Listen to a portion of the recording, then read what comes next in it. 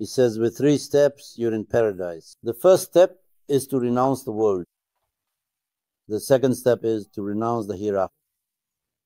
And in the third step, he says, renounce even the act of renounce. That's where the whole secret is tied together. Oh, I have renounced the world. Look, I've even renounced the hereafter. May God make this go well. If I hadn't renounced them, things would have been fine. A blessed man, one night in the lodge, got up for night prayer and supposedly woke his son as well. The boy looks around and sees that at such a young age, everyone else is sleeping. He says, if only they would get up too and pray 2 units of tahajjud. They're just lying there, heedless and unaware. His father says, I wish you were sleeping like them instead of uttering such words. May God accept the prayer you perform anyway. What we do should be done for God, and it needs to find its rightful place. We say it shouldn't melt away, right? In Kamil Kabir, a man was performing prayer. How perfectly was he observing the proper form? Someone from behind was listening, mashallah. Isn't that right? Even our Saliksi Mehmet Effendi says, look how properly he's performing the prayer. He too finished his prayer and said, I fasted with my mouth. Huh? So who did the fast go to now? Who did the prayer go to, right? That's what Bayezid Bastami says. He says, one day I was in a town.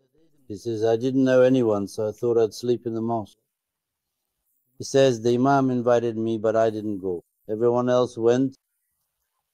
Then, just as I was about to start praying, he says, the door opened slightly. Someone came in and the door closed again, he says, I couldn't see who it was. He says, now that person is watching me there. He says, I performed such a prayer until morning, paying close attention to every detail and posture. He summarizes the one who entered. In the morning I turned around and looked, he says, it turned out that a dog cold from the night had come into the mosque. He says, I prayed all night just to look good in its eyes, imagine that. Look, would the words of our Prophet ever be in vain? He says, there are those who pray all night without sleeping, but their effort is wasted, they've stayed awake for nothing. Be mindful of your prayers so as not to try to impress a dog.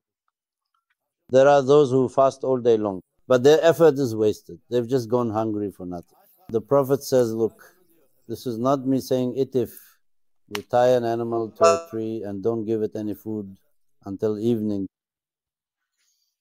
Would it be considered as having fasted, he asked? Would it? That's how Sheikh Effendi was made his resting place be paradise. He says, just because someone goes up to Arafat, it doesn't make them a pilgrim. Isn't that right? Back in the Prophet's time, they used to go up there on camels. They would stand on Arafat while sitting on their camel, and so on and so forth. After a while, he says, they would get off the camel. They'd throw grass in front of the camel, he says. That was its reward. So did the camel become a pilgrim too, he asks. After all, it went to Arafat. It's a very subtle point though. You need to have a poet's soul like Mustafa to understand it. And that's not easy either.